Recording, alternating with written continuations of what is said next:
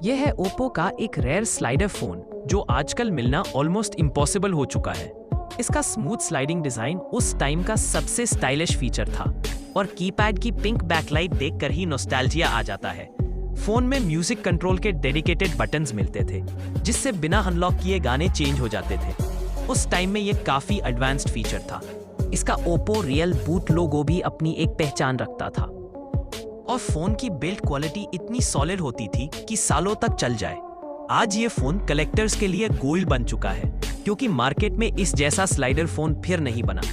अगर आपके पास भी कोई ऐसा रेयर डिवाइस है, कमेंट में जरूर बताना और ऐसे ही रेयर टेक वीडियोस के लिए चैनल को सब्सक्राइब कर देना।